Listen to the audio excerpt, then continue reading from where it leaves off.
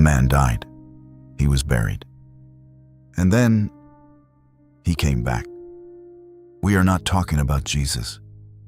We are talking about a prophet who wasn't even alive anymore when this happened. His body was in the tomb. His bones were dry. And even so, the power he carried in life was so real, so intense, that it touched a corpse and brought it back. This is not a legend. This is written. And before the end of this video, you will understand why Elisha may have been the most powerful prophet who ever stepped on this earth. Most people know Elijah, the prophet of fire, the man who called for rain, who confronted kings, who went up to heaven in a chariot of fire. But few talk about the one who came after him. Elisha, the man who took Elijah's mantle and not only continued the work, but went further. Much further. While Elijah performed one miracle with a widow, Elisha performed two. While Elijah divided water, Elisha divided it too, but with a mantle thrown in the ground. While Elijah brought a boy back to life, Elisha also did. And on top of that, he did it twice, with the second time being after he was dead. Today we are going to go deep into this man's story, not just into the miracles, but into what they mean, the power he carried, and the impact he caused in a world that was on the brink of collapse. To understand Elisha, you need to understand the time in which he lived. Israel was divided. The kingdom that David built and Solomon expanded had cracked in two. And the northern kingdom, where Elisha operated, was plunged into a deep spiritual crisis. The kings who ruled Israel at this time were, for the most part, men who turned their backs on God. They introduced idols. They allowed injustice. They corrupted the people. And it wasn't just a religious matter. It was political, economic, and social. The common people were suffering. There was extreme poverty. Widows lost their sons as slaves because of debts. Entire cities were under threat of invasion from foreign armies. It was an unstable world. Dangerous. A world where you didn't know what was going to happen tomorrow. And it was exactly in this context that Elisha was called. He was not from a noble family. He was not a priest. He was the son of a farmer, working in the fields when Elijah threw his mantle over him. And from that moment on, nothing was ever the same again. The question we need to answer is, what makes an ordinary person become a channel for such extraordinary power? The answer begins with a choice. When Elijah threw his mantle over Elisha, the young man did something that many people don't realize the depth of. He asked permission to say goodbye to his family. He went back, slaughtered the oxen he was plowing with, used the wood of the plow to make a fire, and prepared a meal for the people. In other words, he destroyed the instruments of his previous work. This was no accident. This was a deliberate gesture that said, "There is no turning back. I'm not going to keep one foot here and one foot there. I burned what connected me to my old life." And this matters because it is exactly what separated Elisha from so many others who could have been called. He followed Elijah and served him. The Bible says he poured water on Elijah's hands, an expression that means to serve, to assist, to be available. For years he stayed by the side of the most powerful prophet of his time, learning not just technique, but character. And when the moment of Elijah's departure arrived, Elisha made a request that no one expected. The other disciples of the prophets stood afar, respectful, observing. But Elisha followed Elijah to the end, from Gilgal to Bethel, from Bethel to Jericho. from Jericho to the Jordan. And at every stop, Elijah tried to make Elisha stay behind. And at every stop, Elisha said the same thing. As surely as the Lord lives and as you live, I will not leave you. When they reached the Jordan River, Elijah struck the water with his mantle, and the river opened. The two crossed on dry ground. And then Elijah asked, "What do you want before I depart?" Elisha could have asked for wealth. He could have asked for power. He could have asked for fame or respect. He asked for a double portion of Elijah's spirit. This was a huge thing to ask. Technically, a double portion was what a firstborn son received from his father's inheritance. Elisha was placing himself in the position of the primary heir. He didn't just want Elijah's ministry. He wanted more than what Elijah had. And Elijah said, "You have asked a difficult thing. But if you see me depart, it will be yours." The chariot of fire came. Elijah went up, and Elisha saw it all. He picked up the mantle that fell, went back to the Jordan, struck the water, and said, "Where is the God of Elijah?" And the river opened. From here on, everything changes. The first challenge Elisha faced as a prophet was a simple situation, but it showed a lot about who he was. The city of Jericho had a problem. The water was bad, bitter. And because of that, the land yielded no crops. It was a city that existed geographically, but was dying on the inside. The leaders went to Elisha. They brought salt in a new bowl. He went to the spring of the water, threw the salt in, and said, "God has said, I have healed these waters." And they became good.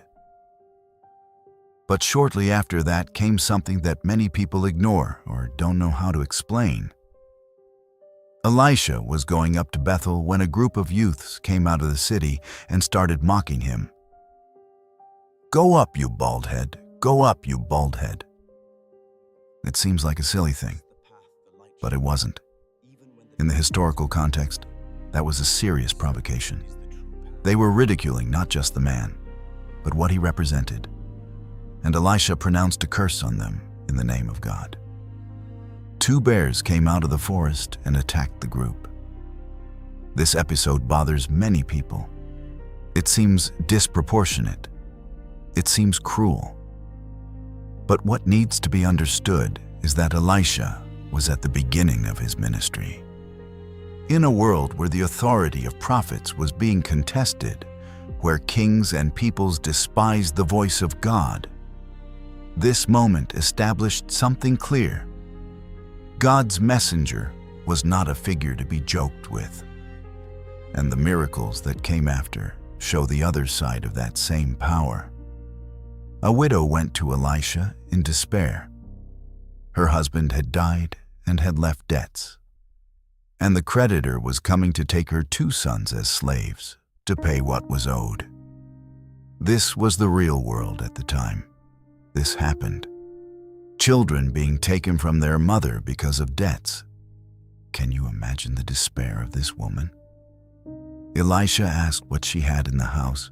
"Only a little oil," he said. "Go ask for empty vessels from all the neighbors, as many as you can get. Shut the door of your house. Start filling the vessels with the oil you have." She did it, and the oil did not stop flowing until the last vessel was full. She sold the oil, paid the debts, and what was left sustained her and her children. Look at what happened here. Elisha didn't solve the problem with money or political influence. He multiplied what she already had. And the oil only stopped when there were no more vessels to fill. In other words, the limit of the miracle was the limit of her faith in getting vessels. After that, in the city of Shunem, there was a wealthy woman who, whenever Elisha passed by, invited him to eat. Over time, she and her husband built a small room in their house just for him to stay in when he passed through the city. Elisha was grateful and wanted to do something for her. He asked what he could do. She said she didn't need anything. Elisha's servant mentioned that the woman had no children and her husband was old. Elisha called her and said, "Next year at this time, you will have a son in your arms." She was shocked, almost afraid to believe it. The following year, the son was born. But the story doesn't end there. This is the point where the situation spins out of control. Some years later, the boy went to the field where his father was working and began to complain of a sharp pain in his head. The father told a servant to take him to his mother, and the child stayed on his mother's lap until noon and died. The woman placed her son on Elisha's bed. She went down, called her husband, asked for a servant and a donkey, and said she was going to the prophet. The husband asked why she was going to him that day, as it was neither the new moon nor the Sabbath. She said, "It is all right." She didn't say that the son had died. She simply went. When Elisha saw her from afar, he sent the servant to ask if it was all right with her husband, with the child. She said, "It is all right." But when she drew near to Elisha, she fell at his feet. The servant tried to step in to push her away, and Elisha said to leave her because her soul was embittered and God had not yet revealed what was happening. She said, "Did I ask for a son? Did I not say, 'Do not deceive me'?" Elisha understood. He sent his servant with his staff to go ahead and place the staff upon the boy's face.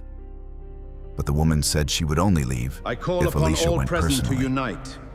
Elisha The time went. for deliberation has passed. When he arrived at the house, the boy We was must dead, act now. lying on his bed. Elisha closed the door. He prayed.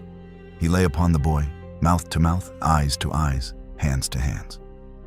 The boy's body grew warm. Elisha got up, walked through the room, and lay upon the boy again. The boy sneezed 7 times and opened his eyes. This was a miracle that shocked not only that family, but everyone who heard of it. A mother who received back what she had never asked for, but which had become the center of everything for her.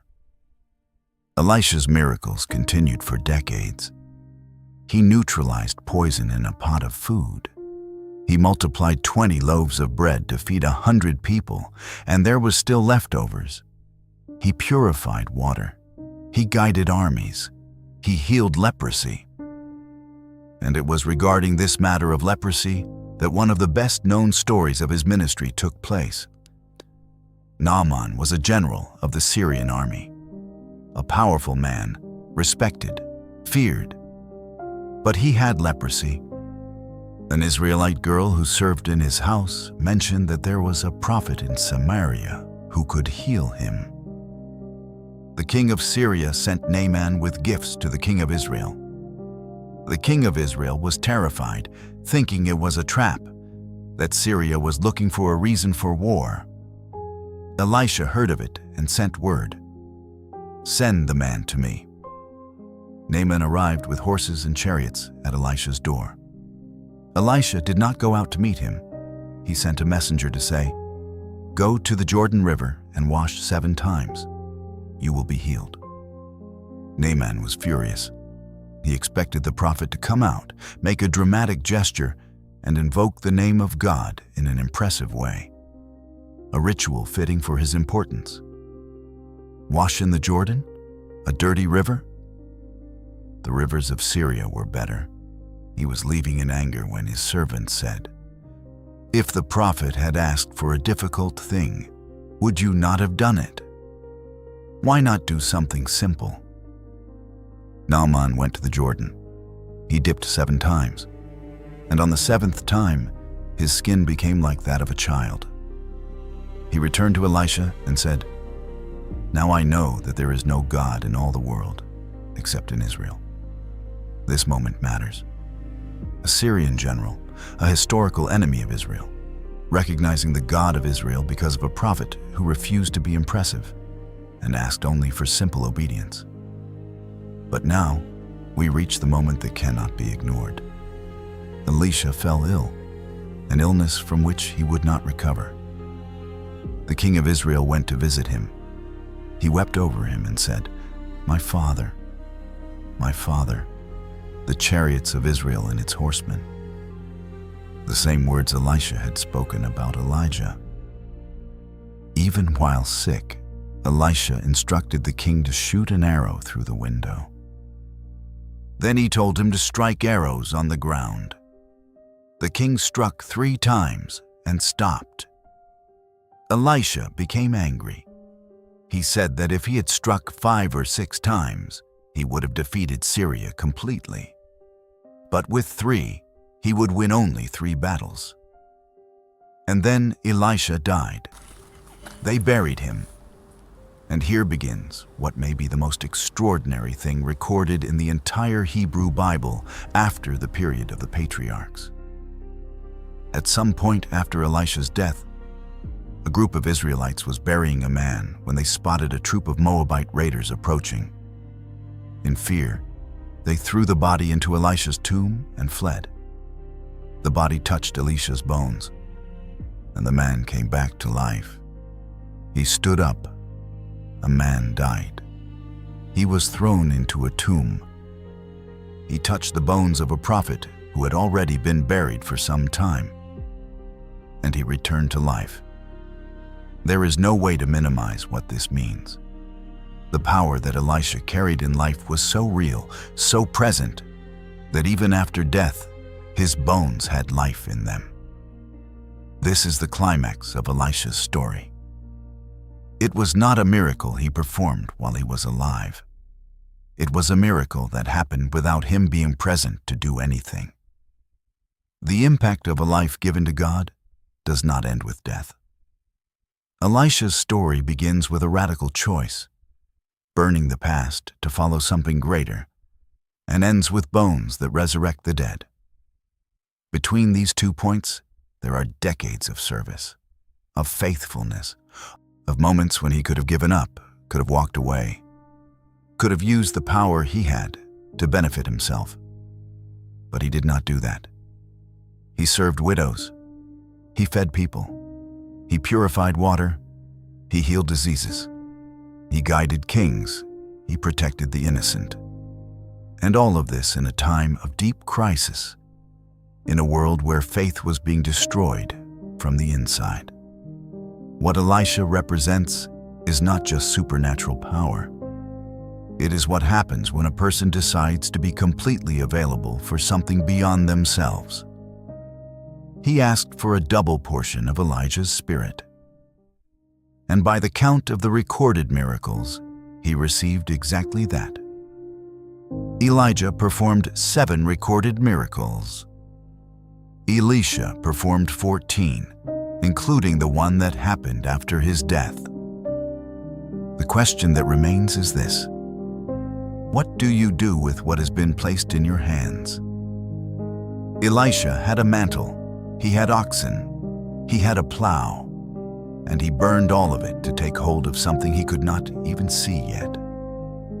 Sometimes, the greatest obstacle to what you could become is what you already have in your hand.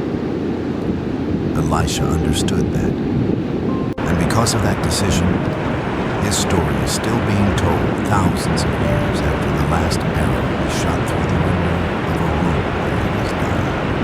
If this story marked you, subscribe to the channel so you don't miss the next videos.